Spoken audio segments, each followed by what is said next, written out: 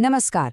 तो एक बहुत बड़ी खबर है, खासकर उन लोगों के लिए जो 10वीं पास हैं और एक सॉलिड सरकारी नौकरी की तलाश में हैं। रिजर्व बैंक ऑफ इंडिया ने ऑफिस अटेंडेंट की भर्ती निकाली है। चलिए आगे बढ़ते हैं और देखते हैं कि ये एक सुनहरा मौका क्यों है और इसकी पूरी प्रोसेस क्या है। तो सबसे पहले सबके दिमाग में यही सवाल आता है, कितनी वैकेंसीज हैं? देखिए, आरबीआई ने ऑफिस अटेंडेंट के लिए पूरे 572 पद निकाले हैं। अब इस लेवल की सरकारी नौकरी के लिए ये नंबर काफी बड़ा है।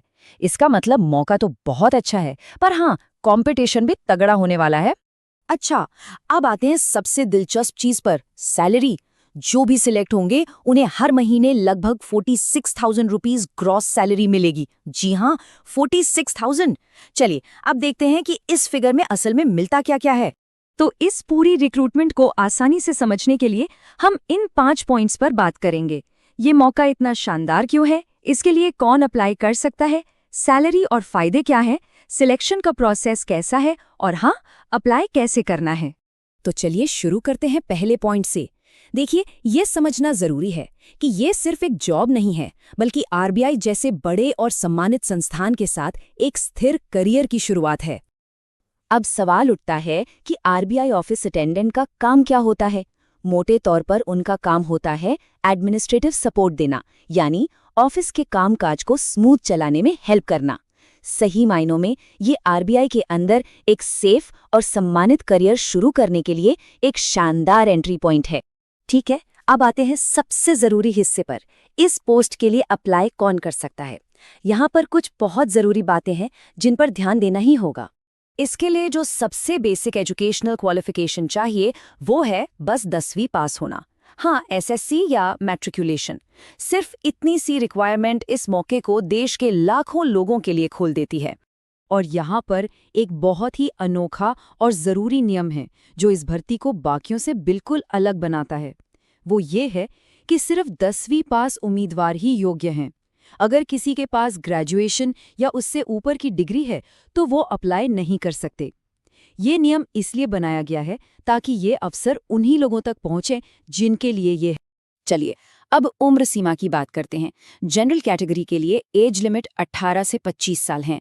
और हाँ, जो सरकारी नियम हैं उनके हिसाब से ओबीसी उम्मीदवारों को 3 साल और एससी एसटी उम्मीदवारों को 5 साल का रिलैक्सेशन मिलता है, यानी ऊपरी उम्र सीमा में छूट।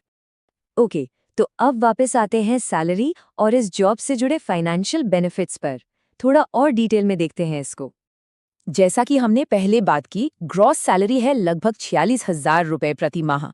अब ये जो फिगर है ये बनता कैसे है, इसके हिस्से क्या हैं, चलिए देखते हैं।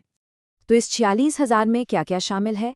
इसमें आती है बेसिक पे, फिर है डियरनेस अलाउंस यानी डीए जो बढ़ती महंगाई से डील करने में मदद करता है, फिर हाउस रेंट अलाउंस यानी एचआरए, और इसके अलावा भी कई दूसरे अलाउंस हैं। ये सब मिलकर इस पैकेज को बहुत आकर्षक बनाते हैं। और इतना ही नहीं, समय के साथ सैलरी में रेगुलर बढ़ोतरी भी होती है, जिससे लॉन्ग टर्म फाइनेंशियल ग्रोथ और सिक्योरिटी मिलती है। तो ये सिर्फ एक शुरुआती सैलरी नहीं है, ये एक ऐसा करियर है जिसमें आगे बढ़ने के पूरे चांस हैं। ठीक है, सैलरी की बात हो गई।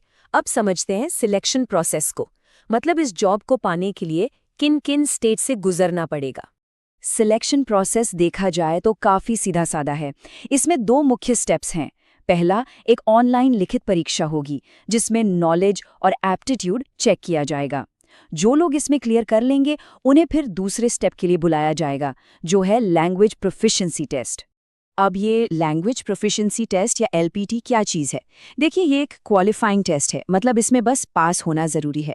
इसका मकसद सिर्फ ये चेक करना है कि उम्मीदवार जिस राज्य से अप्लाई कर रहा है वहाँ की स्थानीय भाषा आराम से पढ़ लिख और बोल सकता है या नहीं, जो इस रोल के लिए बहुत ज़रूरी है।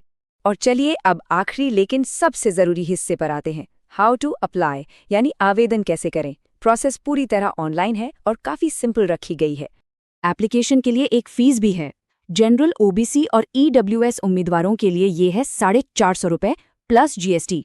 वहीं एससी एसटी और दिव्यांग उम्मीदवारों के लिए फ़ीस काफ़ी कम है, सिर्फ 50 रुपये प्लस जीएसटी। अप्लाई करने का प्रोसेस सिंपल है, बस आरबीआई की ऑफिशियल वेबसाइट rbi.org.in पर जाना है। वहाँ ऑनलाइन रजिस्ट्रेशन पूरा करना है, फिर एप्लीकेशन फॉर्म भरना है, ज़रूरी डॉक्यूमेंट्स अपलोड करने हैं, ऑनलाइन फीस पे करनी है और हाँ, सबसे ज़रूरी फाइनल फॉर्म का प्रिंट आउट अपने रिकॉर्ड्स के लिए ज़रूर ले लेना है। और एक चीज़, ये डेट अपने कैलेंडर में मार्क कर लीजिए। अप्लाई करने की आखिरी तारीख है 4 फरवरी 2026। लास्ट मिनट के सर्वर इशू और दूसरी प्रॉब्लम से बचने के लिए बेहतर है कि समय से पहले ही अप्लाई कर दें।